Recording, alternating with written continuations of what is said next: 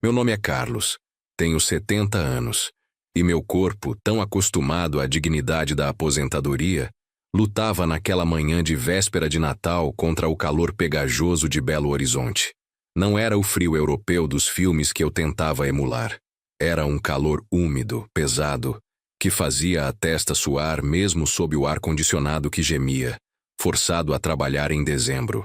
Eu estava no meio da sala, sobre um banquinho de 2 degraus, com os braços erguidos numa posição que reclamava de dor. Tentava desenrolar o último fio de luzes, o mais caprichoso, que insistia em se embaraçar num nó cego de plástico verde escuro. O cheiro daquela manhã era uma mistura paradoxal de pinho artificial que havíamos tirado da caixa empoeirada do sótão, e o aroma real de cravos e canela que vinha da cozinha, onde Fátima preparava a rabanada. A casa, nosso refúgio de quase 4 décadas no bairro Santo Agostinho, estava impecável. As paredes creme refletiam a luz forte que entrava pelas venezianas meio cerradas. A mobília de jacarandá, cuidadosamente lustrada, parecia absorver qualquer vibração alta, deixando a atmosfera excessivamente calma, quase silenciosa. Era um silêncio caro, de quem se esforça para manter a fachada. Meus dedos, já um tanto artríticos, sentiram a textura áspera da fita isolante que marcava o ponto exato onde o fio se rompera no ano anterior. Uma onda de nostalgia me atingiu. Lembrei-me de quando Rodrigo, nosso filho, tinha 5 anos, e me ajudava a decorar, tropeçando nas bolas de vidro coloridas, enquanto Patrícia, a caçula, observava tudo do cercadinho. Naquela época, a bagunça era sinônimo de vida. Agora, a ordem parecia uma exigência. Fátima, chamei, minha voz um pouco rouca pelo esforço. Você viu a extensão nova? Aquela vermelha que compramos na Savassi? A resposta demorou a chegar. Não veio na forma de palavras, mas no som seco e preciso do clique de um armário sendo fechado na cozinha. Ela surgiu na porta da sala, vestindo um avental branco engomado sobre um vestido leve de algodão. Fátima tinha 68 anos, e seu cabelo impecavelmente arrumado em um coque baixo parecia desafiar a umidade. Havia uma rigidez em seus ombros que eu reconhecia, uma postura que ela adotava quando estava mergulhada em tarefas que, para ela, eram urgentes e intocáveis. Está na caixa da escada, Carlos, respondeu sem desviar o olhar do pano de prato que torcia nas mãos. Seus olhos castanhos, geralmente calorosos, estavam frios, focados em algo distante. Talvez a lista mental de 200 itens que precisavam ser verificados antes da ceia. Ah, certo. Eu não consigo alcançar bem o topo desta árvore. Você pode segurar o pisca-pisca enquanto eu subo? Houve um segundo de hesitação. Um segundo que se estendeu, fazendo o ar rarefeito da sala parecer mais espesso. Ela suspirou, um som baixo e controlado, que não era de raiva, mas de cansaço. Um cansaço que parecia ter pouco a ver com as panelas e muito com a minha presença ali. Eu estou batendo os ovos, Carlos. Se eu parar agora, a massa desanda. Segure firme e tome cuidado para não cair. Se cair, vai estragar o lustre da sala que eu acabei de limpar. O pedido de ajuda foi recusado com a delicadeza de quem oferece um espinho embrulhado em seda. Eu assenti, embora ela já tivesse dado as costas para retornar ao santuário perfumado da cozinha. A falsa alegria que eu tentava injetar no ambiente murchou um pouco, como um balão esvaziado. A tensão era uma corrente elétrica baixa, quase imperceptível, que corria entre nós, silenciosa e contínua. Era o preço de 40 anos de casamento, talvez. A capacidade de comunicar insatisfação sem levantar a voz. Subi mais um degrau, sentindo o joelho protestar. As luzes de LED, quando finalmente acesas, irradiavam um brilho branco-azulado, moderno e frio. Elas piscavam, rápidas e constantes, projetando sombras inquietas sobre os porta-retratos antigos dispostos na lareira desativada. As fotografias mostravam o Rodrigo e a Patrícia pequenos, em férias na serra, sorrindo sem dentes. Eram lembranças de uma felicidade que eu tinha certeza de que existiu, mas que naquele momento, sob o brilho elétrico e frio, parecia pertencer a outra família, a outro tempo. Eu desci do banquinho, limpando as mãos pegajosas de poeira e suor. O trabalho físico estava feito. A atmosfera visual de Natal estava montada. Agora, restava o trabalho emocional, manter a compostura, sorrir com firmeza quando Rodrigo e Patrícia chegassem mais tarde e fingir que o silêncio entre Fátima e eu era apenas o ruído aconchegante de um lar tranquilo, e não o barulho ensurdecedor de duas pessoas que haviam parado de se ouvir há muito tempo. O Natal estava na sala. A véspera, no entanto, estava tensa e fria como o metal do meu banquinho. 8 horas para a ceia. 8 horas para sustentar o teatro. Eu desci o lance de escadas, puxando o corpo fatigado para fora da órbita gelada do hall principal.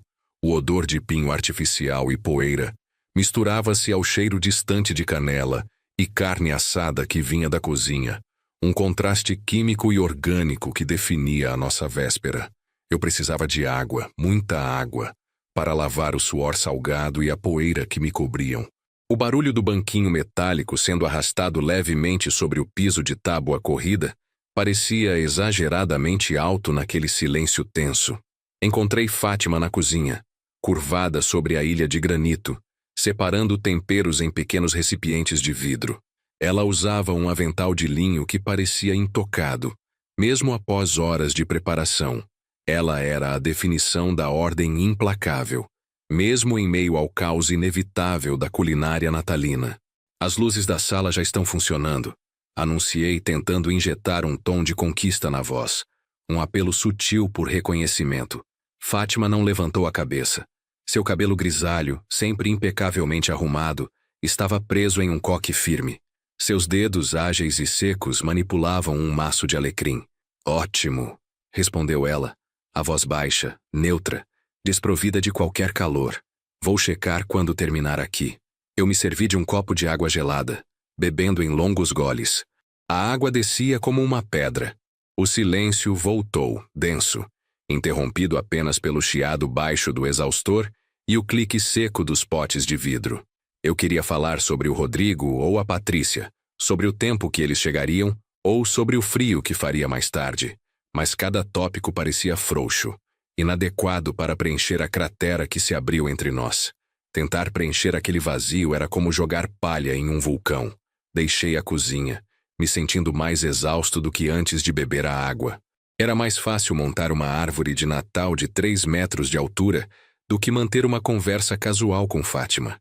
Caminhei até a varanda, onde o sol da tarde começava a cair, pintando as nuvens de um cinza opaco e melancólico.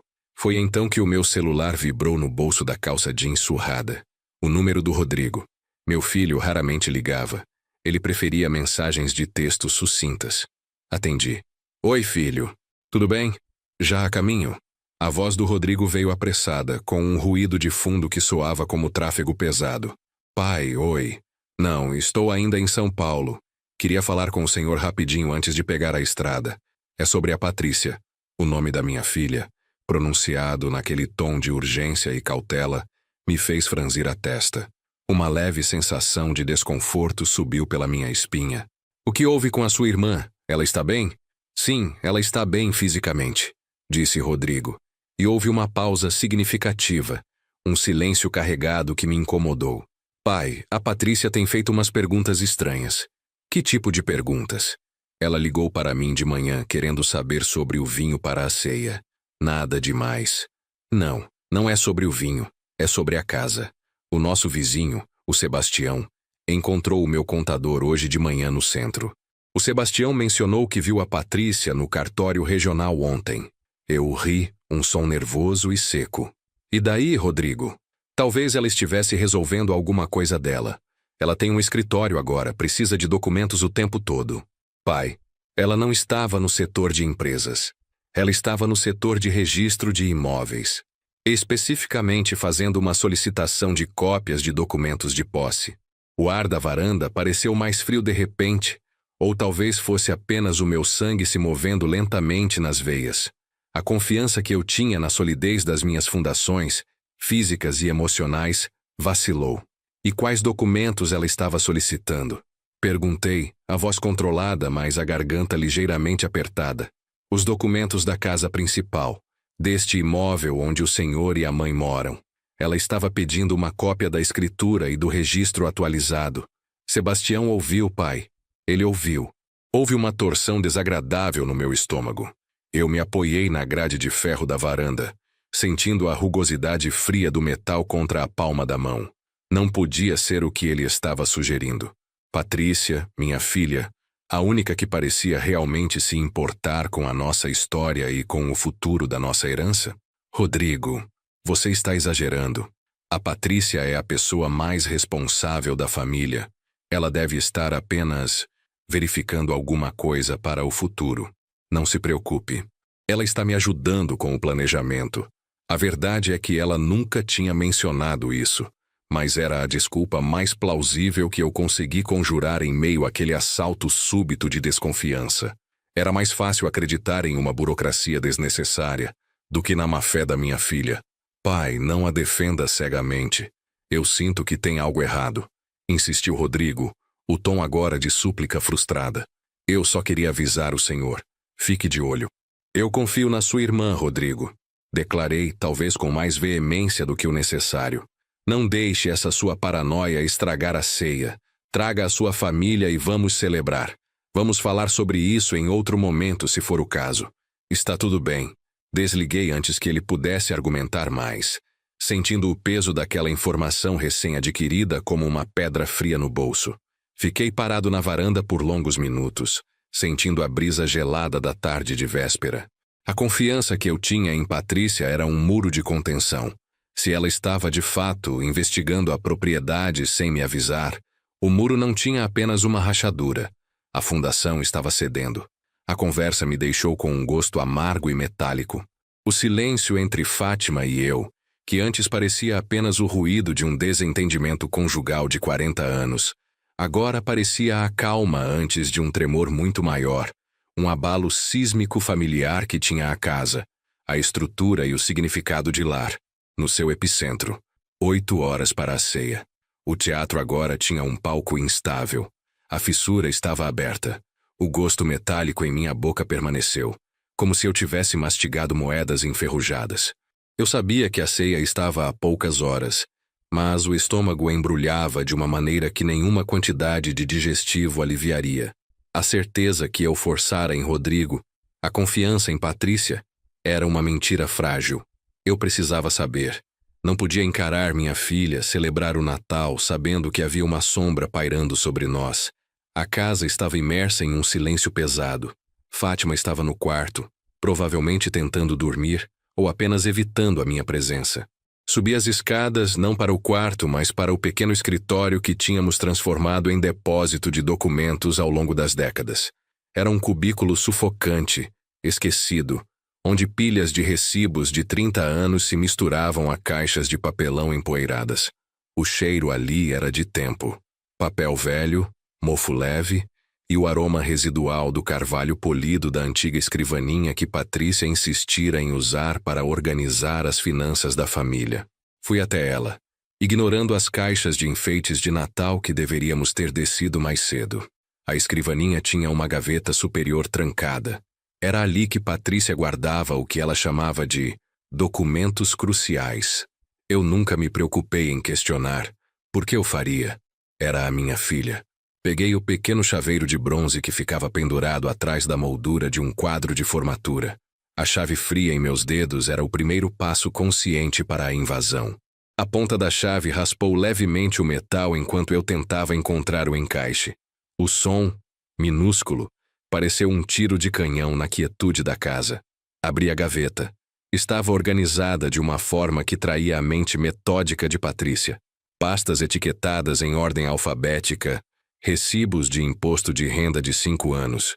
E no fundo, sob uma pilha de apólices de seguro de vida desatualizadas, um envelope pardo mais grosso que os demais. A alça do envelope não estava selada. Era de papel de alta qualidade, grosso, texturizado, e carregava o logotipo discreto, porém intimidante, de um grande banco de investimentos que eu mal conhecia. Minhas mãos tremeram ao puxar o conteúdo. Não era uma escritura ou um contrato de venda. Era pior. O documento principal era intitulado Avaliação Preliminar de Garantia Fiduciária de Risco Elevado. Meus olhos percorreram o texto com a urgência desesperada de alguém lendo um diagnóstico médico. O endereço de nossa casa, o lar que construímos e criamos, estava listado de forma proeminente. Havia uma cifra astronômica para o valor potencial de mercado, muito acima do que eu considerava justo, baseada não na estrutura atual, mas na capacidade de desenvolvimento vertical e rezoneamento futuro. Patrícia não estava apenas pesquisando o valor para uma venda eventual. Ela havia avaliado a casa como um ativo financeiro futurista, uma promessa. Abaixo, em letras miúdas, estava o que fez meu sangue gelar e o ar sumir dos meus pulmões. O documento citava a concessão de um empréstimo de vulto, um valor que nos afundaria por gerações, usando o imóvel como garantia. E a mais cruel das descobertas: não havia espaço para a minha assinatura, nem a de Fátima. Havia uma referência legal: abertura de crédito condicionada à procuração de gestão patrimonial irrevogável, PGPI, em favor da senhora Patrícia Silveira. A PGPI, eu me lembrei. Há uns 10 anos, quando decidi que estava velho demais para lidar com os jargões e formulários do banco, Patrícia se ofereceu. Ela trouxe uma pilha de documentos, dizendo que era apenas uma procuração simples para que ela pudesse falar com os gerentes, pagar contas e fazer investimentos menores sem me incomodar. Eu assinei, sem ler, no meio de uma tarde ensolarada, confiando na lealdade de minha primogênita. Aquele pedaço de papel, assinado cegamente, não era uma procuração simples. Era um instrumento de controle total. Patrícia havia se concedido o poder irrevogável de comprometer o patrimônio familiar, como se fosse dela, sem minha intervenção. Sentei-me na cadeira de madeira dura, sentindo o peso invisível de 10 anos de negligência. A fissura que Rodrigo mencionou não era na confiança de Patrícia, mas na minha própria fundação como pai e provedor. Eu confiei tanto na sua competência, na sua ambição bem-sucedida, que deleguei meu próprio futuro. O drama agora era triplo. 1. A casa já estava comprometida. Não era mais só nossa. 2. Ela fez isso pelas minhas costas, planejando uma dívida maciça sob o pretexto de nos ajudar. 3. A dor da traição. Não uma traição de amor, mas uma traição de fé. Meus olhos se fecharam. Eu podia sentir o peso da casa acima de mim, mas era o peso do futuro. Um futuro que Patrícia havia hipotecado. Não era um assalto violento que eu temia, mas o lento estrangulamento financeiro. A perda do lar pela via legal, orquestrada por minha própria carne e sangue. 8 horas para a ceia. 8 horas para eu fingir que a mancha de tinta daquele banco não estava escorrendo para a minha vida, tingindo tudo de preto. A paranoia de Rodrigo não era histeria. Era a verdade que eu, covardemente, me recusei a ver. Eu estava nu, exposto. E o pior, eu mesmo havia entregado a faca. O cheiro de pinho artificial misturado ao orégano do peru assado tentava impor um senso de normalidade festiva. Naquele meio-dia de Natal, cada brilho das lâmpadas pisca-pisca na árvore parecia um sarcasmo dirigido a mim. 8 horas haviam se arrastado desde que Patrícia havia transformado o papel da procuração em um alicerce de destruição. Eu vestia o meu melhor sorriso de anfitrião, uma máscara tão bem ajustada que mal conseguia respirar. Patrícia era a última a chegar, o que era habitual, e trazia consigo a aura de sucesso que sempre me cegou. Mas desta vez, aquela aura estava manchada pela tinta fria e oficial de algum contrato bancário. A campainha tocou pontualmente às 2 da tarde. O som estrondoso não era de Patrícia, mas do seu sogro, um homem que eu conhecia apenas por referências e que agora me encarava da soleira da porta. Ele era o epítome do que chamo de riqueza barulhenta.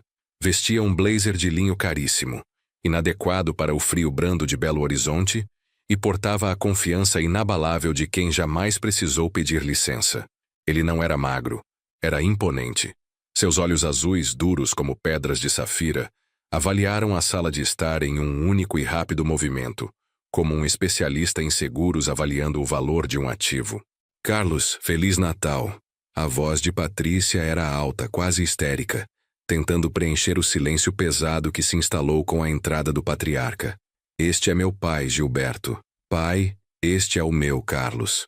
Gilberto estendeu a mão sem calor, segurando a minha apenas o suficiente para confirmar a textura da minha pele. Uma casa antiga, Patrícia. Ele resmungou. E não era um elogio. Mas tem potencial. Excelente localização. É preciso admitir. Patrícia riu. Um som estridente que parecia forçado. Eu me concentrei em Fátima, que entrava na sala com um prato de rabanadas, tentando desviar a atenção daquele homem que parecia ter chegado para nos auditar. O verdadeiro golpe veio logo depois dos cumprimentos superficiais. Em vez de se dirigir à mesa farta, Gilberto apontou para a porta que levava ao meu estúdio, a pequena área que eu havia gasto cada centavo de minhas economias reformando, meu refúgio recém-criado. E o tal anexo que você mencionou, ele disse, sem perguntar, era uma ordem. Vamos dar uma olhada. Patrícia me falou tanto sobre essa reforma. Diga-se de passagem, a mudança de um apartamento pequeno para algo com essa metragem é logístico, digamos. Patrícia não hesitou. Ela me deu um olhar rápido, suplicante que dizia, coopere, e seguiu o pai até a porta do estúdio. Eu senti o suor frio escorrendo pela minha nuca. Era como se ele soubesse, como se a assinatura que eu fizera no papel fosse uma chave mestra para todas as portas da casa, inclusive a da minha sanidade. O estúdio estava exatamente como eu o havia deixado. Cheiro de tinta fresca, livros alinhados, uma mesa de trabalho limpa. Um lugar que, para mim, representava o futuro. Para Gilberto, ele representava algo totalmente diferente. Ele não olhou para os livros. Olhou para o teto, inspecionou os rodapés com a ponta do sapato de couro lustroso e parou diante da grande janela de vidro duplo que Patrícia havia insistido em instalar. Isolamento acústico excelente, Patrícia. Essencial. E a iluminação natural. Ele passou os dedos pelo batente da janela, como se estivesse avaliando a qualidade da madeira, mas a sensação era de que ele estava calculando o metro quadrado em reais, não em estética. Minha garganta secou. Fiquei parado na porta, observando Patrícia exultante ao lado do pai, que agora media o ambiente com os olhos, estimando dimensões. O ar da casa, que deveria ser acolhedor, ficou rarefeito, industrial. Sabe, Carlos, Gilberto se virou para mim, e o Carlos soou frio, formal, sem o afeto que o Natal exige. Eu estou pensando seriamente em me mudar para BH. Meu trabalho remoto permite. Ele fez uma pausa dramática. Patrícia assentiu com um sorriso forçado que tremia nos cantos. E Patrícia me disse que este anexo seria perfeito. A palavra perfeito caiu como um bloco de gelo sobre a lareira acesa. Não era um comentário educado sobre a qualidade da reforma. Era uma declaração de intenção. O perfeito indicava que ele não estava vendo um estúdio. Estava vendo o seu futuro quarto, o seu escritório, o lugar onde ele viveria. Eu entendi. A dívida maciça de Patrícia, o dinheiro que ela havia pego sob o pretexto de nos ajudar, não era um empréstimo bancário simples. Era um investimento. Um investimento que de alguma forma envolvia Gilberto. Talvez ele fosse o fiador, talvez ele fosse o credor, talvez ele fosse o próximo proprietário. O drama triplo ganhou uma quarta dimensão. Patrícia não estava apenas nos hipotecando para o banco. Ela estava nos vendendo, pedaço por pedaço, à família de seu marido, uma troca de favores financeiros que culminaria na invasão permanente e, finalmente, na usurpação do nosso lar. A casa já não era um lar, mas um imóvel avaliado, e o meu estúdio, meu santuário, já tinha um novo morador.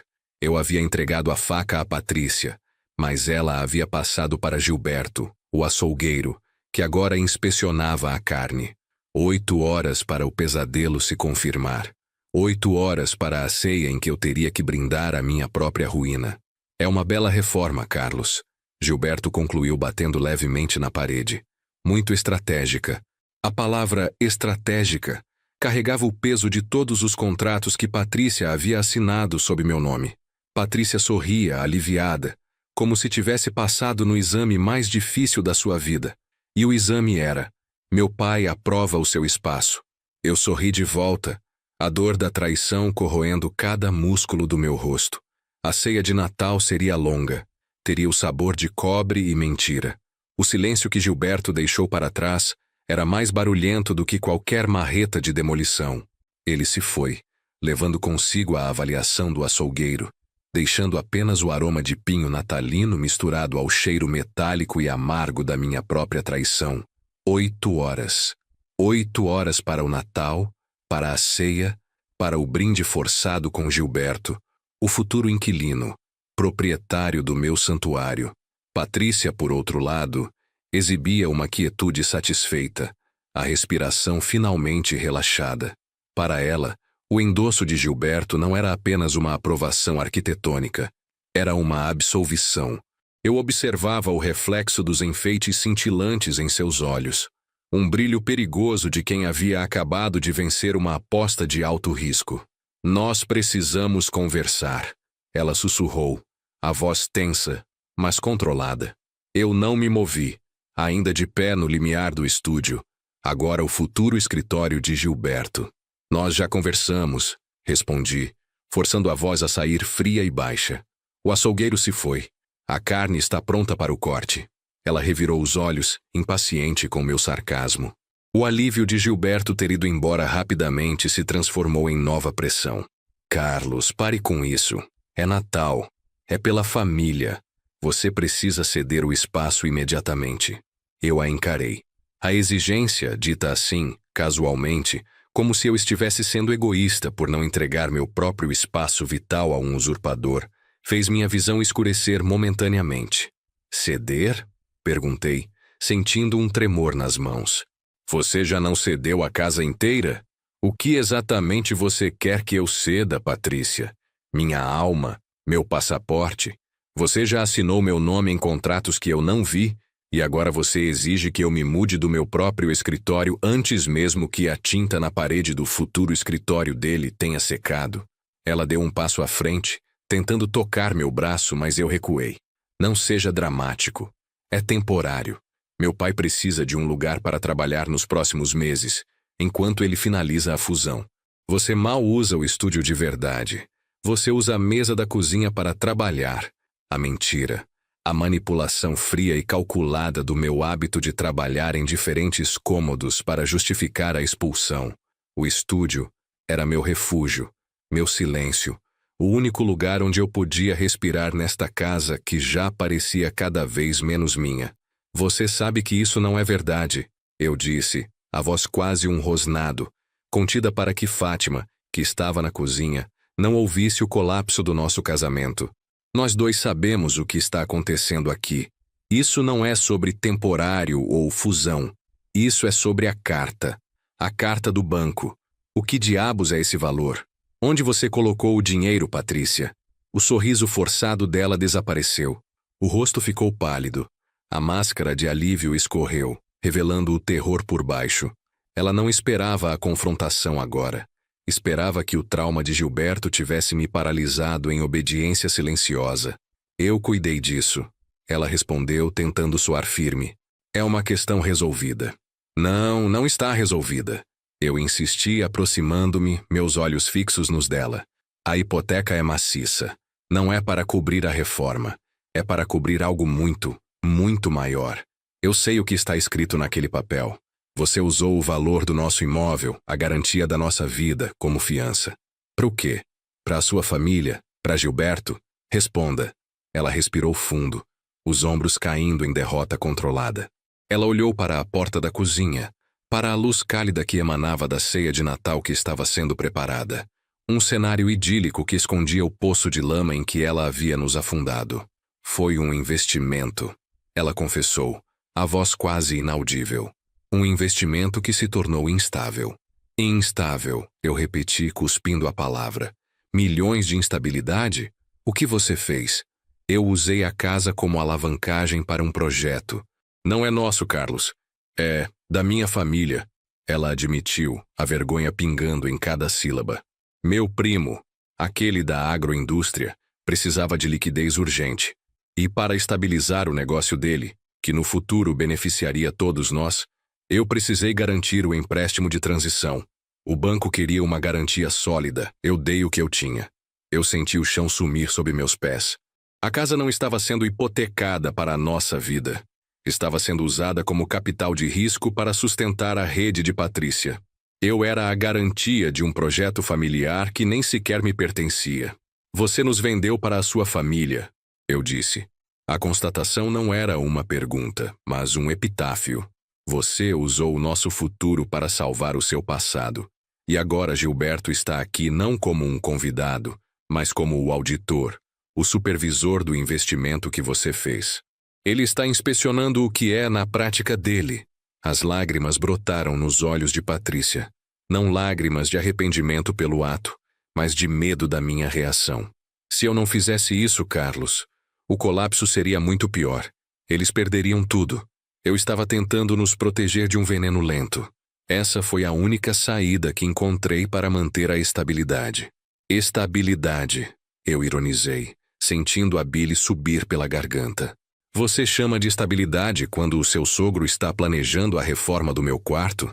Avaliando o preço da minha cabeça no mercado de dívidas? Você não nos protegeu. Você me substituiu. Eu sou a moeda de troca, Patrícia.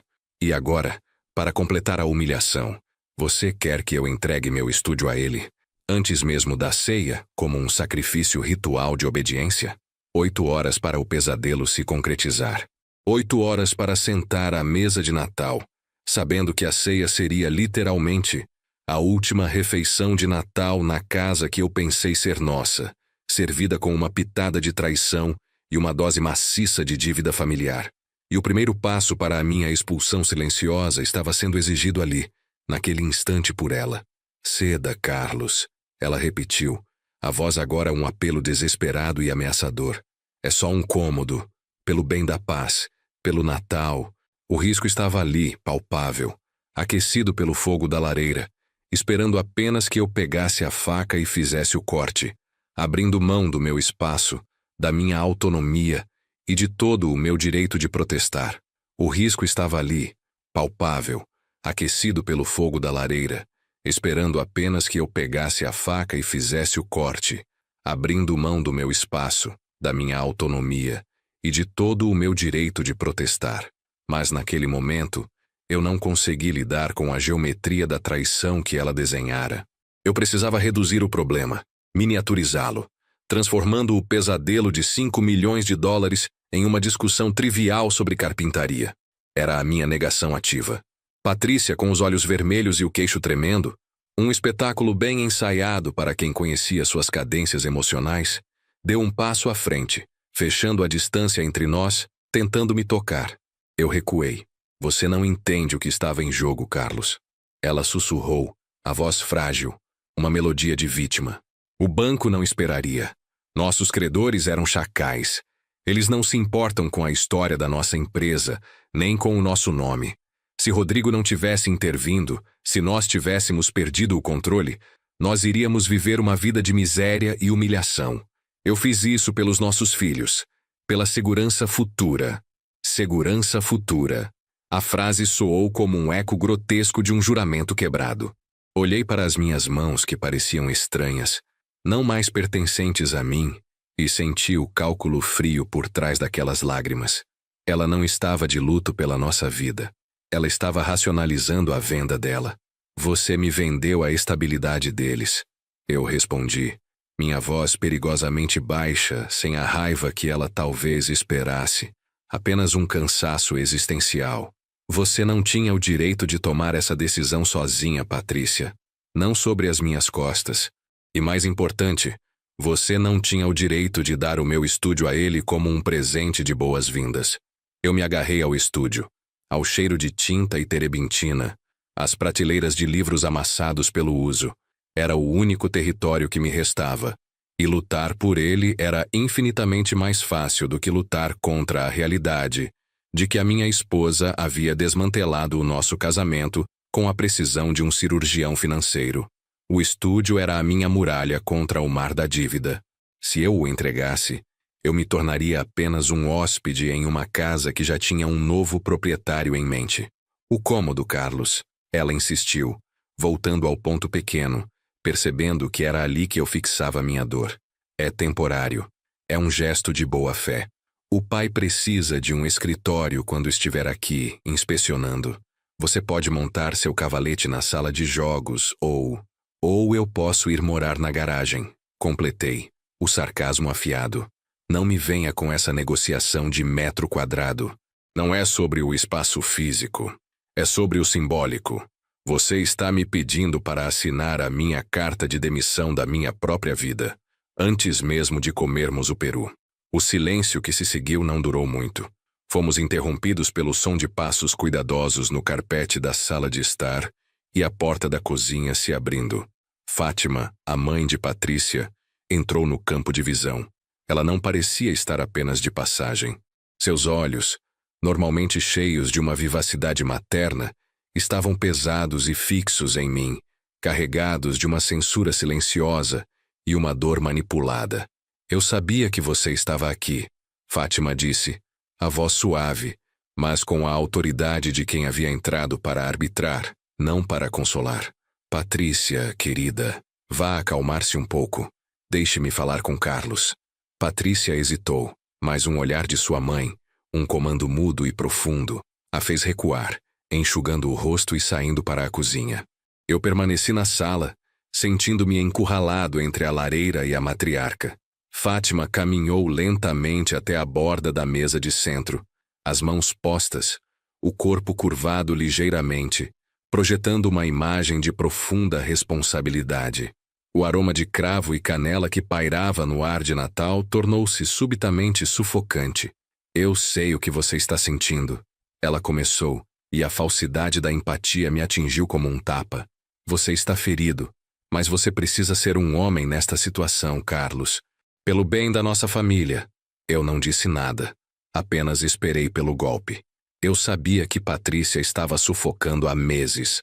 As dívidas dela estavam atingindo um ponto de não retorno, e isso mancharia o nome de todos nós. Não havia outra saída.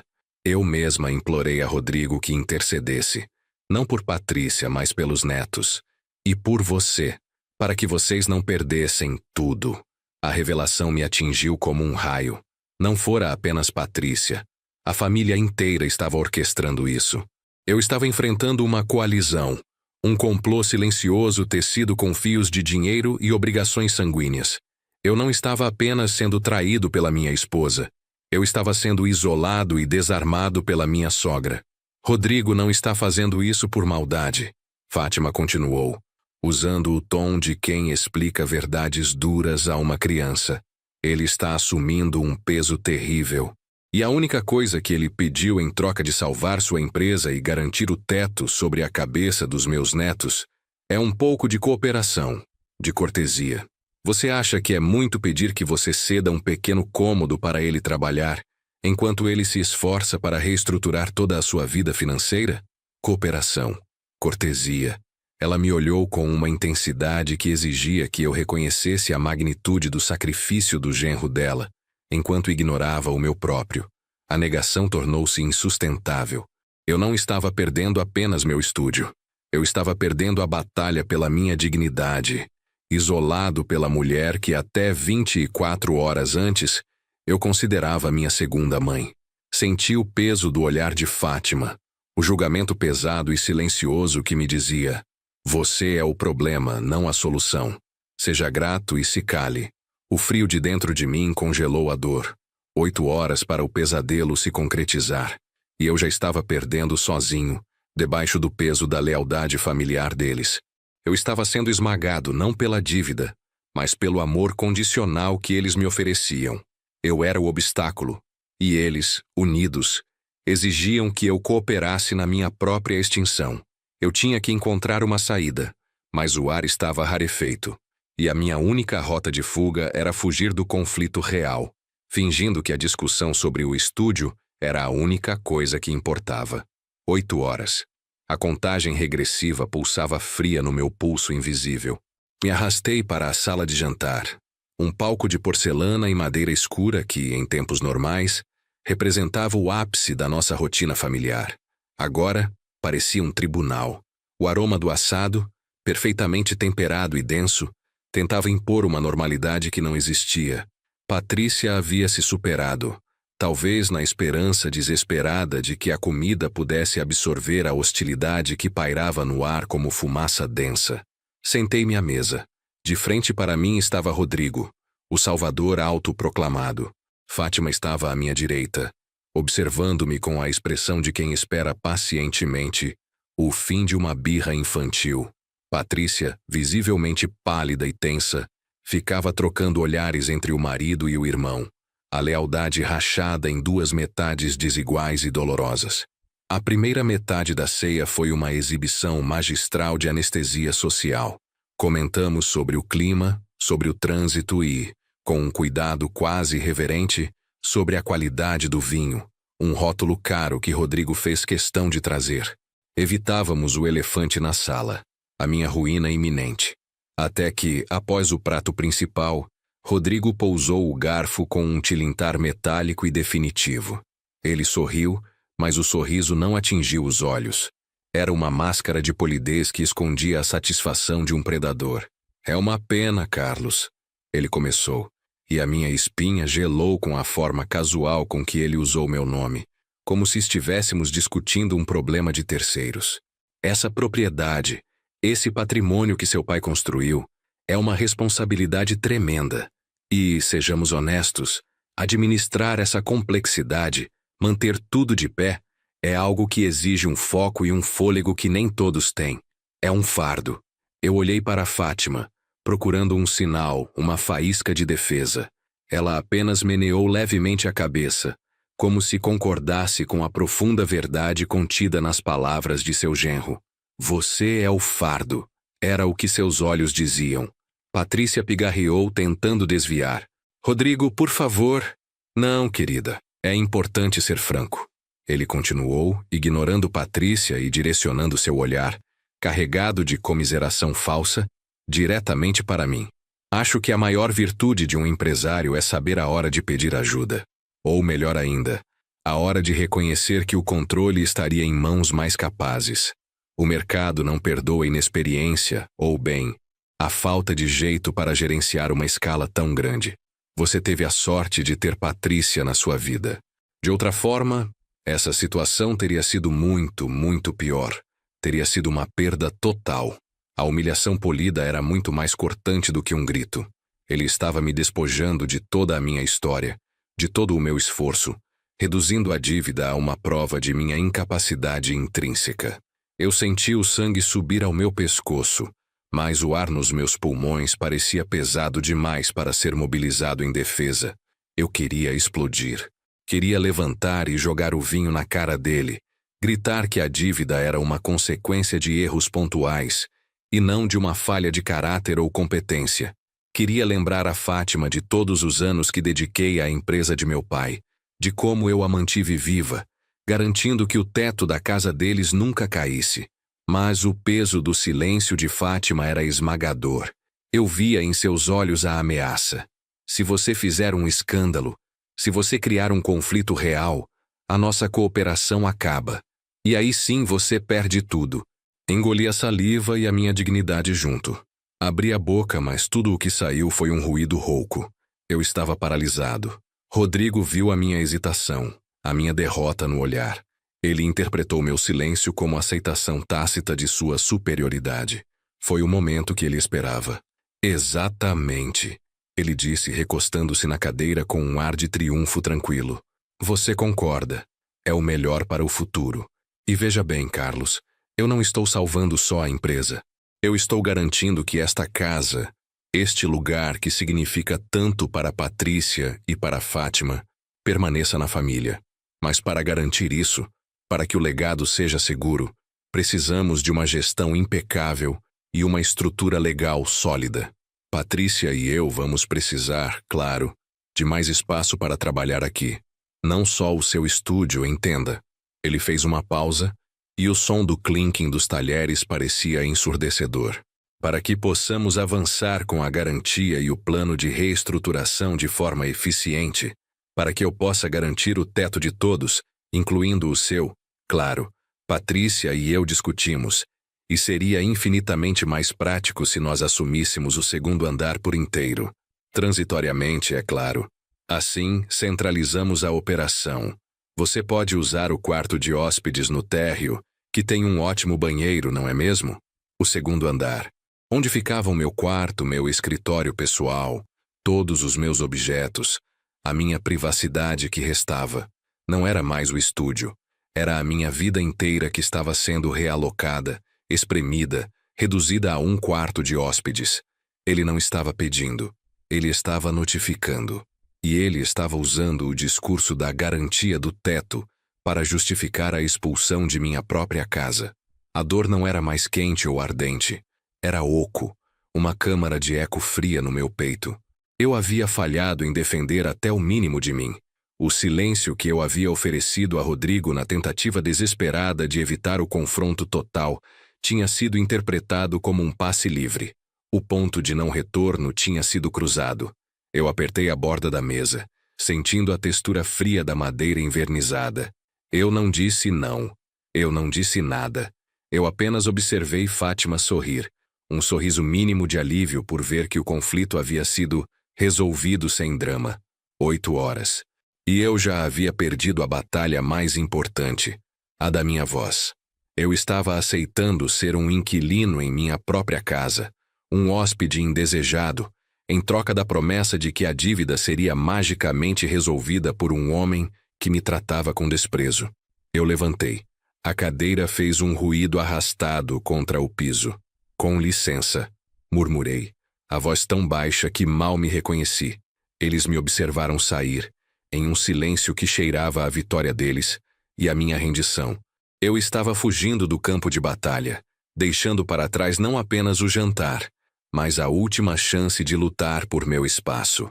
Eu havia cedido o segundo andar, a minha vida, apenas pela exaustão e pelo medo de desapontar a mulher que já havia me traído. A partir daquele momento, eu seria um intruso no meu próprio lar.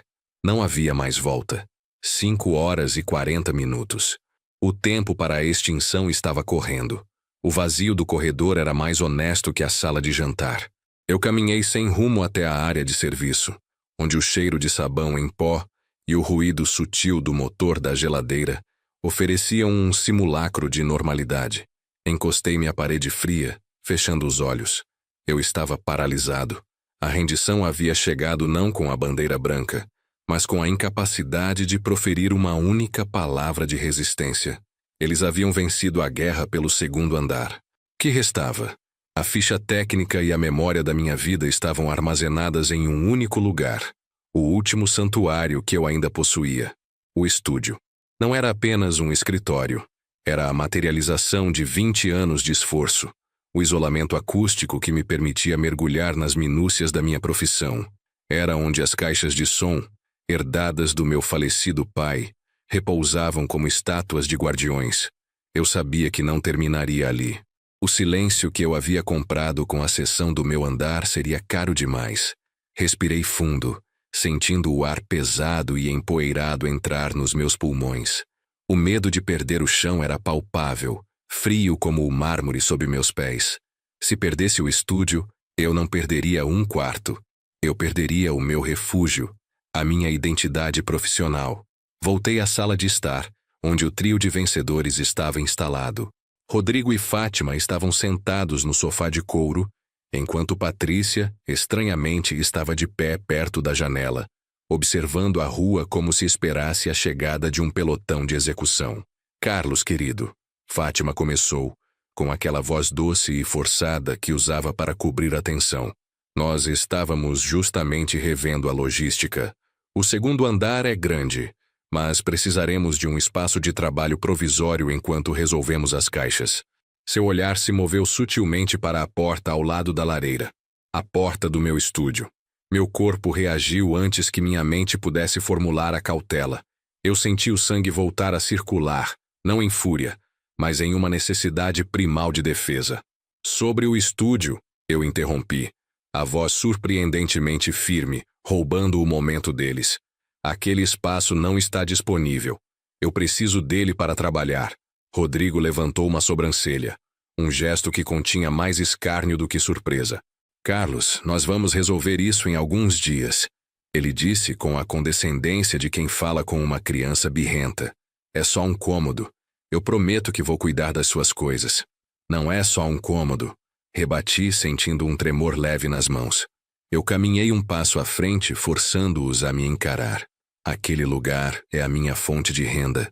É onde eu guardo os equipamentos que valem mais do que o resto dos móveis desta casa. É onde eu tenho a acústica necessária para as minhas reuniões. Eu não posso, e não vou simplesmente desmantelar o meu trabalho. O silêncio engoliu o cômodo. Fátima parecia desconfortável, mexendo nas unhas. Rodrigo apenas me encarava com aquela satisfação silenciosa de quem detinha o poder. Então, Patrícia se virou da janela.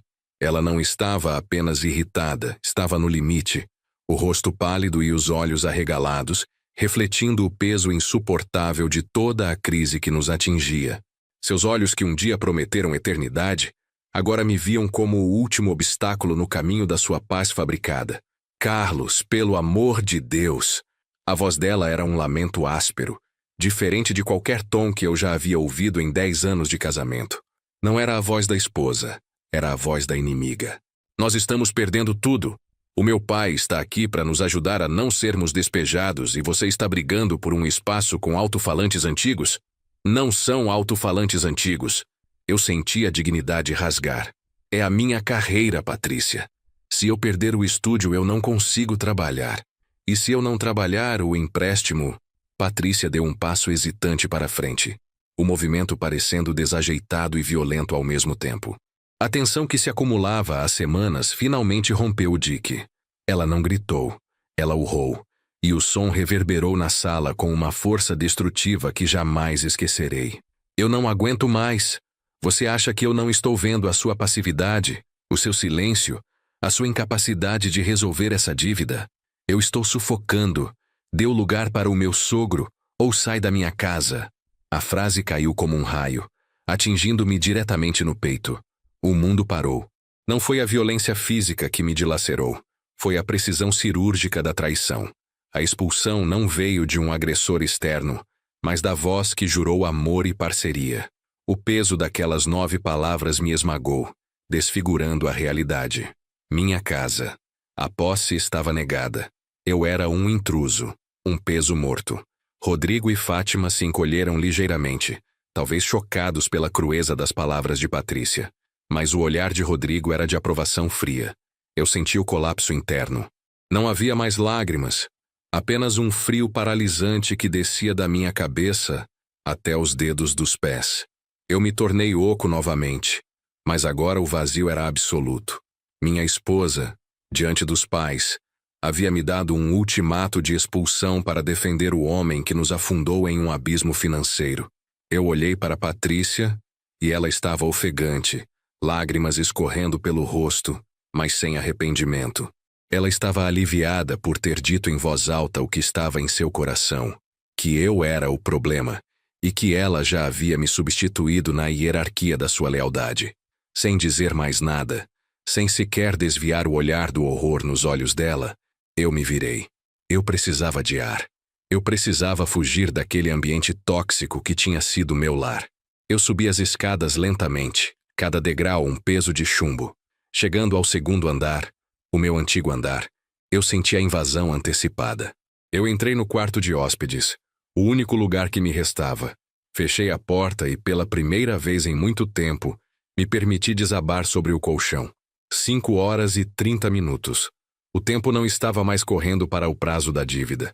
Estava correndo para o momento em que eu teria que decidir se obedecia ao comando da minha esposa ou se sairia da minha própria casa para sempre. O estúdio era a última peça de dominó, e ele havia acabado de cair. O vazio não era mais uma metáfora. Era uma condição física. Eu estava deitado na cama de solteiro do quarto de hóspedes, o cheiro de lavanda artificial do amaciante perfumando as fronhas baratas. O colchão era macio demais, afundando sob o meu peso como se quisesse me engolir. Lá embaixo, eles falavam em sussurros. Eu não conseguia distinguir as palavras, mas o zumbido era constante, como o som de vespas construindo um ninho sob o beiral da minha vida. 5 horas e 30 minutos. O relógio interno não parou, Mas a urgência externa se dissolveu em um estranho e frio senso de propósito. A dor intensa de ser rejeitado e substituído por Patrícia havia me cauterizado. Eu não era mais o marido traído, nem o empresário falido. Eu era apenas Carlos, o ponto de interrogação que restava no centro da equação. Levantei-me sem pressa. A gravidade parecia ter diminuído em torno de mim. Eu não tremia.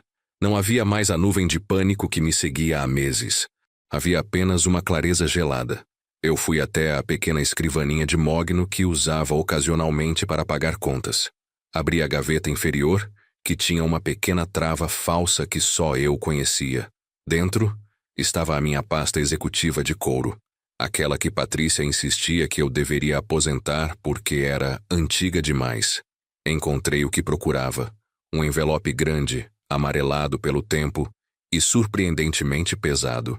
A caligrafia de um tabelião, datada de uma década atrás, garantia a autenticidade do conteúdo.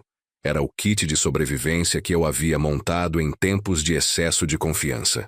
Desci as escadas. A cena na sala de estar era de um drama doméstico perfeitamente orquestrado. Patrícia estava sentada no sofá, o rosto manchado de lágrimas secas, mas com uma postura rígida de quem acabara de vencer uma batalha de nervos. Fátima estava ao seu lado, passando-lhe a mão nas costas. Rodrigo, em pé diante da lareira apagada, parecia o juiz de um tribunal familiar. A atmosfera era densa, feita de julgamento e expectativa. Quando entrei, o burburinho cessou abruptamente. Os olhos de Rodrigo cravaram-se em mim, cheios de uma impaciência que mal se continha. Eu me sentei na poltrona individual, a mesma que Patrícia havia me relegado nos últimos meses para ver televisão. Eu não disse bom dia ou com licença. Eu apenas existia ali, o envelope pesado descansando no meu colo. Carlos. A voz de Rodrigo era grave, o tom de autoridade assumido. Nós tivemos tempo para refletir. Sua esposa tomou uma decisão difícil, mas necessária. Ela é a prioridade aqui, e o futuro dela não pode ser sacrificado pela sua incapacidade de gerir as crises que você mesmo criou. Olhei para Patrícia. Ela evitou o contato visual. Era o preço da sua liberdade. Aceitar a narrativa imposta pelo pai. Sei que você está magoado, continuou Rodrigo, mas temos que ser pragmáticos. O prazo para a liquidação está se esgotando. Você tem o prazo que Patrícia lhe deu. 5h30. Você sai da casa, resolve sua situação de moradia e, o mais importante, assina a transferência imediata do estúdio. Ele fez uma pausa dramática, garantindo que a ameaça fosse absorvida por todos. O estúdio vai para a Patrícia, como parte do acerto do casamento. Ela pode vendê-lo, alugá-lo ou usá-lo como garantia para o empréstimo que precisaremos fazer para cobrir o rombo. Entendeu? É a única maneira de salvar o nome de vocês e garantir o futuro dela. Ameaça clara. Cobrança explícita. O estúdio era a minha vida profissional, o último refúgio.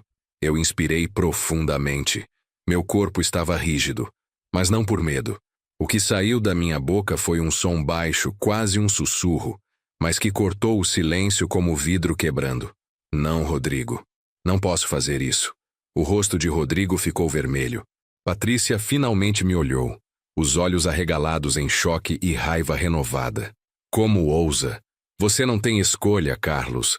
Você nos deve isto. Você deve à sua esposa anos de segurança que jogou fora. Ele avançou um passo, a mão fechada em punho. Fátima fez um som de repreensão, mas sem real convicção.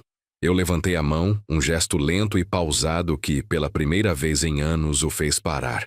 Eu não estava implorando. Eu estava controlando o ritmo. Peguei o envelope e o coloquei sobre a mesinha de centro, deslizando-o até que parasse exatamente entre Patrícia e Rodrigo. O papel pesado fez um som oco ao tocar a madeira polida. Há 10 anos, quando compramos o estúdio e Patrícia insistiu que eu colocasse o nome dela também na escritura, eu fui cauteloso. Minha voz era monótona, desprovida de qualquer emoção de ressentimento. Não porque eu não confiasse nela, mas porque eu não confiava no ambiente externo, ou em possíveis intromissões futuras. Rodrigo franziu a testa confuso. Patrícia parecia entender a implicação antes dele. Um tremor sutil percorreu o seu maxilar. Isto, apontei para o envelope com a ponta do indicador. Contém a escritura principal do estúdio, sim, mas contém também um adendo legal, assinado por nós dois e por 3 testemunhas na época. Uma cláusula de proteção de ativos profissionais. Rodrigo pegou o envelope com desconfiança e começou a forçar o papel procurando o lacre. O adendo estabelece, continuei sem esperar que ele terminasse de abrir, que o estúdio não pode ser vendido, hipotecado ou transferido como garantia para qualquer dívida pessoal, ou por qualquer motivo que não seja estritamente comercial, a menos que ambos os signatários estejam vivos e concordem formalmente com a transação. E mais importante, o adendo estipula que, em caso de divórcio litigioso ou de separação por abandono do lar, o controle da gestão e administração do ativo reverte ao signatário que comprovar ter investido mais capital ou trabalho intelectual na sua fundação. Eu me inclinei ligeiramente para a frente, olhando diretamente nos olhos de Rodrigo, que acabara de retirar o documento do envelope e ler a manchete em negrito. Rodrigo, eu construí aquele lugar tijolo por tijolo. Todos os recursos iniciais vieram do meu trabalho anterior. Você pode me chutar para fora de casa, Patrícia pode me trair, mas o estúdio é juridicamente inegociável sem a minha assinatura, e ele não pode ser usado para cobrir os seus erros de investimento. Isso eu garanti há uma década. O choque silenciou o cômodo. O pânico nos olhos de Patrícia era agora palpável. Rodrigo levantou o olhar do papel, a cor sumindo de seu rosto. Pela primeira vez, eles entenderam que a peça de dominó que acabara de cair não era a minha vida. Era a alavanca de pressão deles. O jogo tinha mudado. A calma era a minha armadura. O choque na sala tinha a densidade do concreto. Rodrigo olhava para o adendo do contrato do estúdio como se ele fosse um documento falso, impossível de ser real, mas a assinatura era dele, reconhecida em cartório, datada de 10 anos atrás. Ele tentou tossir, mas o som morreu na garganta. Patrícia não ousava me encarar. Seus olhos estavam fixos na pulseira de diamantes que Rodrigo lhe dera no último aniversário, como se a joia pudesse oferecer alguma forma de refúgio da ruína que se desenhava. O silêncio se estendeu por 20, talvez 30 segundos. O único som era o zumbido mecânico do ar-condicionado central, um ruído constante que naquele momento soava como a contagem regressiva de um temporizador. Isso é uma manobra, Carlos. Rodrigo finalmente conseguiu balbuciar, sua voz rouca. Ele tentou injetar autoridade, mas o pânico o traía. Um juiz derruba essa cláusula. Você não pode anexar um adendo de controle total a um contrato social que claramente estabelece paridade de gestão em caso de divórcio. Eu sorri levemente, sem humor. A calma era a minha ferramenta mais afiada. Você está certo, Rodrigo. Se a cláusula de boa-fé for contestada, ela seria analisada com lupa. Concordei, acenando com a cabeça. Mas o custo desse escrutínio seria astronômico. Para derrubar este adendo, você teria que provar judicialmente que eu não investi o capital intelectual e financeiro majoritário na fundação do estúdio. Eu tenho todos os comprovantes, datados. Eu tenho o testemunho do meu contador da época, que alertou sobre a má gestão de capital inicial da Patrícia.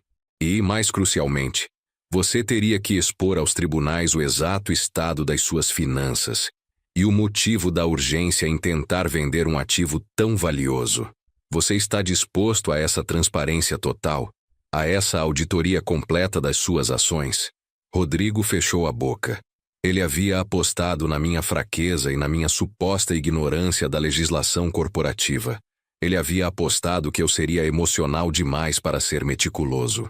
O pânico não estava mais relacionado apenas à perda do estúdio, mas ao fato de que, para reverter a situação, ele teria que desenterrar a causa de sua própria falência.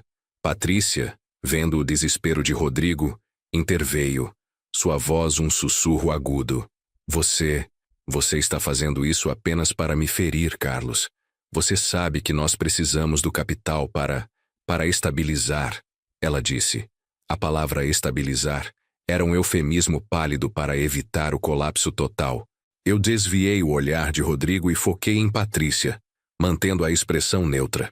Patrícia, eu não estou fazendo isso para ferir você. Corrigi, a voz baixa e controlada. Eu estou fazendo isso para proteger o resultado de 20 anos da minha vida. Você sabe que eu sempre fui previdente. E, francamente, a maneira como você administrava as finanças domésticas sempre me causou profunda preocupação. Mencionar as finanças domésticas foi a ponte para a segunda e mais cruel revelação daquela tarde. Estou ciente de que, além do estúdio, vocês estavam contando com o único outro ativo que ainda era relevante. A casa, continuei, e Patrícia apertou os lábios, esperando a batalha imobiliária que ela esperava vencer por direito de casamento. Há cerca de 6 anos, quando você fez aquele empréstimo pessoal astronômico sem me consultar e quase perdemos o controle da nossa liquidez, eu me perguntei, e se um dia eu não puder mais impedir que a sua imprudência nos destrua? Eu comecei a me preparar. Eu me recostei na poltrona. A luz do fim da tarde que entrava pela janela agora banhava a cena em um tom laranja pesado. Patrícia, você se lembra de ter assinado uma montanha de papéis do meu lado, dizendo que eram apenas atualizações de seguro e de herança há 6 anos? Ela franziu a testa, tentando vasculhar a memória, a descrença misturada ao medo nos seus olhos. Você assinou a transferência do nosso imóvel residencial para um trust irrevogável. A propriedade não é mais sua e, tecnicamente, não é mais inteiramente minha. Expliquei, detalhando o golpe com a frieza de um notário. O trust detém a propriedade. Eu detive apenas o usufruto vitalício, ou seja, o direito de morar nela até o dia da minha morte.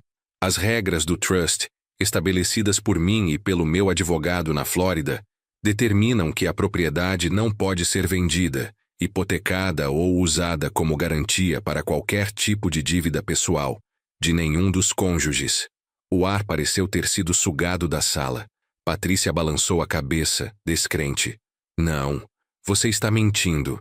Eu teria de ter concordado. Eu teria de ter entendido. Você concordou e assinou. Havia 7 páginas de termos e condições. E você apenas assinou. Você assinou porque assumiu que a burocracia era chata e eu era um tolo complacente. Rebati. A consequência era imediata e devastadora. Eles haviam perdido as 2 principais fontes de capital. Rodrigo não podia usar a casa como alavanca de crédito para cobrir seus rombos. Patrícia não podia me chutar da minha própria casa e vendê-la para financiar a nova vida com o amante. O pânico de Patrícia se tornou físico. Ela levou as mãos ao peito, respirando rapidamente. A expressão de Rodrigo era de total aniquilação. Ele olhou para a esposa e então, em um movimento lento e calculado, olhou para mim. Eu havia construído uma prisão de papel e tinta em torno deles. E a tortura era saber que cada tijolo daquela cela havia sido autorizado pelas suas próprias assinaturas, ignorância e arrogância. Você armou isso, Patrícia sussurrou. E não era uma pergunta, mas a constatação dolorosa de que eu estava 10 passos à frente. Eu me limitei a observá-los, permitindo que a revelação do trust irrevogável e a perda do controle sobre o ativo mais substancial do casamento se dissolvessem lentamente em suas mentes. O jogo não tinha apenas mudado, ele havia sido completamente reescrito. E agora, eles eram os jogadores presos, desesperadamente procurando uma saída que eu havia bloqueado há meia dúzia de anos. O ar na sala de estar, pesado com o aroma adocicado de pinho e canela, subitamente pareceu rarefeito. Patrícia e Rodrigo estavam imóveis. A respiração dela, antes superficial, agora era um arquejo audível, uma série de microespasmos que moviam o broche de floco de neve em seu vestido de seda escarlate. O silêncio era uma tortura que eu havia cronometrado com precisão sádica. O peso da revelação, a casa, nosso ativo mais substancial, estava legalmente fora do alcance de ambos, trancada atrás de um trust irrevogável que eles mesmos haviam sancionado. Era como o chumbo derretido em suas gargantas. Eles não podiam gritar, não podiam argumentar, porque cada palavra que eu dissera era apoiada por documentos frios e assinaturas reconhecidas em cartório. Você armou isso, Patrícia repetira, a voz um fio de seda rasgado. Eu assenti lentamente, mantendo o meu olhar firme no dela. Não havia necessidade de triunfalismo alto, apenas a certeza inabalável da minha posição. Eu me protegi, corrigi. Vocês confundiram a minha paciência com a minha estupidez. A diferença é fundamental. Rodrigo, o engenheiro pragmático que sempre valorizou a frieza dos números, foi o primeiro a se recuperar o suficiente para calcular o dano. Sua aniquilação anterior deu lugar a um horror gelado. Ele não estava apenas pensando na perda do capital. Ele estava calculando as consequências imediatas no seu balanço. O empréstimo, ele murmurou, olhando para Patrícia. Aquele era o verdadeiro nó que eu precisava apertar. Patrícia havia contado com a casa para servir de garantia em um refinanciamento arriscado que ela havia negociado recentemente, provavelmente para cobrir os investimentos da nova vida ou para injetar capital nas manobras de Rodrigo. Sem aquela garantia, a linha de crédito não era apenas precária, ela estava perigosamente descoberta. Eu me recostei na poltrona que eles esperavam que fosse deles em poucas semanas. O banco não gosta de fumaça, Patrícia. Eles gostam de tijolo e concreto. Sem o título de propriedade para alavancar aquele empréstimo pessoal que você fechou no último trimestre, o que você acha que acontece? Eu fiz uma pausa, permitindo que a luz da árvore de Natal brilhasse ironicamente nos seus rostos pálidos. A linha é chamada em 48 horas. Você sabe disso. Eu li a minuta. Trata-se de uma cláusula padrão de quebra de garantia. A expressão de Patrícia se quebrou. Não era mais a mulher elegante e calculista. Era uma criança assustada confrontada com a falência e a vergonha pública. Toda a sua estratégia para me isolar, me desmoralizar e, finalmente, me despojar de tudo, desmoronou em 1/1000 de segundo. A nova vida que ela havia planejado, a liberdade financeira que ela havia garantido ao custo da minha dignidade, era agora um castelo de areia levado pela maré implacável do contrato. Você fez isso para nos arruinar, ela sibilou. Não, neguei, minha voz surpreendentemente calma. Eu fiz isso para sobreviver. Vocês se arruinaram quando decidiram que a minha vida era a moeda de troca no seu mercado de ambições. A diferença é que a minha papelada estava em ordem, e a de vocês era baseada na presunção de que eu era inofensivo. Rodrigo moveu-se. Ele deu um passo em direção à esposa, sua postura indicando que a guerra estava perdida e a prioridade agora era o controle de danos. A festa de Natal, o grupo de convidados que Patrícia havia reunido para testemunhar sutilmente a minha derrota e o seu novo status de poder, era agora uma audiência para a sua humilhação. Eles precisavam sair, e precisavam sair imediatamente, antes que o pânico se espalhasse para as suas contas bancárias. Patrícia não chorou. Ela não podia se dar ao luxo da catarse. A dor era interna, esmagando os ossos, e eu podia vê-la lutando para manter a compostura final. Ela levou as mãos para alisar o vestido, um gesto inútil de quem tenta arrumar uma vida que acabou de ser virada do avesso. Vamos, disse Rodrigo, a voz rouca. Ele não olhou para mim novamente. Ele era um homem derrotado não por um adversário superior, mas pela sua própria negligência e arrogância. Patrícia hesitou, e o seu olhar encontrou o meu uma última vez. Era um olhar que continha ódio, desespero e, acima de tudo, a realização amarga de que eu havia sacrificado 6 anos da minha vida, vivendo sob o seu teto de mentiras, apenas para chegar a este momento. O silêncio que se seguiu ao movimento deles foi quase ensurdecedor. Eles se viraram e caminharam apressadamente para a porta da frente. Os sons da festa, a risada distante de Fátima, o tilintar dos copos, uma canção natalina suave, pareciam zombar da solenidade do seu fracasso. Eu os observei sair da sala, o casaco de Patrícia sendo retirado apressadamente do cabide pelo marido. Não houve despedidas aos convidados, não houve explicações. Apenas uma retirada rápida e vergonhosa. Em segundos, a porta da frente se fechou atrás deles com um som seco, selando não apenas o fim daquela noite de Natal, mas o colapso irreversível do seu mundo financeiro e social. Eles haviam me abandonado antes, física e emocionalmente. Agora, eu havia garantido que eles abandonassem o único ativo que realmente valorizavam. Fiquei sentado, o cheiro de Vitória misturado ao cheiro de pinho. A casa estava quieta, mas não vazia. Ela era minha, irrevogavelmente. Eu olhei para a porta fechada e pensei na dor. Não havia alegria na minha vitória, apenas a fria e pesada satisfação de que a justiça, desta vez, vestia um terno de advogado e carregava uma caneta tinteiro.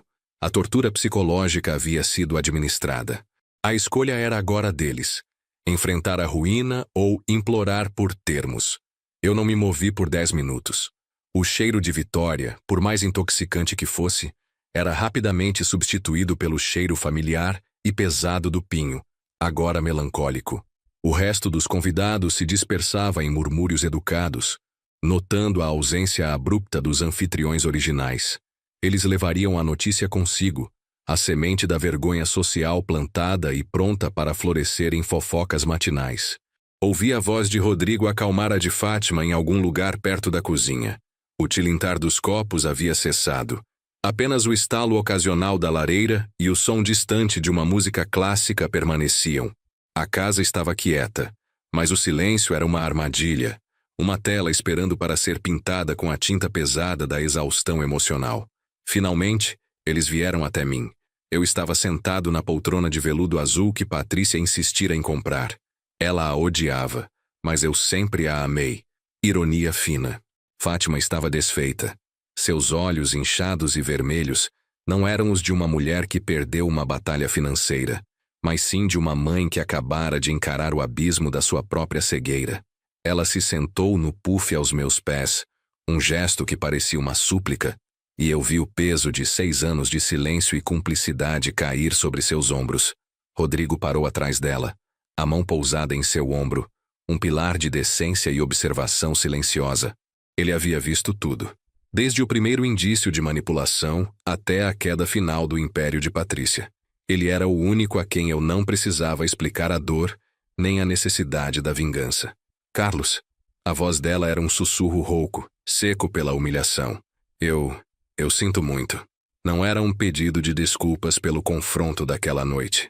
Era um pedido de desculpas por anos de ausência, por ter permitido que a ambição e a falsidade de Patrícia obscurecessem a verdade e a fragilidade do meu próprio legado. Você quase perdeu tudo, Fátima.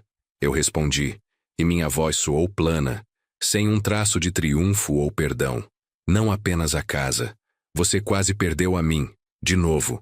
Ela fungou, pegando um guardanapo amassado do bolso. Eu sei. Eu estava tão cega pela ideia de ter um status, pela pressão de Patrícia. Ela me fazia sentir que sem a aprovação dela, o meu sucesso era ilegítimo. Eu troquei a sua paz pela minha vaidade social, e eu sabia que havia algo errado, Carlos, mas eu tinha medo de questioná-la. Houve uma pausa longa e dolorosa. Eu olhei para Rodrigo, que acenou levemente com a cabeça, confirmando a sinceridade daquele pranto. Ele nunca precisou de status. Seu valor era intrínseco. Fátima, por outro lado, havia sido criada na ilusão de que a felicidade residia em superfícies espelhadas. O custo da minha vitória havia sido a destruição da paz da minha própria mãe, forçando-a a encarar a verdade brutal de suas escolhas. Não era a satisfação fria que eu esperava. Era oco. O documento... Ela começou, a voz tremendo. Está registrado. Eu confirmei. Não há volta. O contrato de comodato foi quebrado no momento em que tentaram usar a casa como garantia para um empréstimo fraudulento. Os advogados estão notificando-os agora sobre a desocupação. Eles têm 48 horas para levar os pertences pessoais. O resto? Bem, o resto fica. A ruína social e financeira deles era completa. Patrícia não teria mais a casa de Natal para ostentar. Ela teria que enfrentar a realidade fria e dura de que não era invencível. E essa era a única moeda que eu aceitaria. Levantei-me e caminhei até a grande janela da sala de estar. Lá fora, um jatinho de neve artificial, instalada por Patrícia para criar o ambiente perfeito, continuava a girar sob o brilho suave das luzes. Era uma neve falsa, caindo sobre uma fundação verdadeira.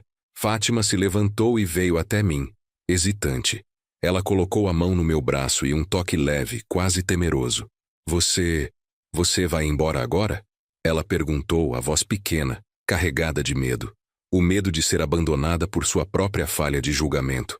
Eu olhei para a neve falsa, para a beleza plástica da fachada que Patrícia e seu marido haviam construído sobre a minha fundação.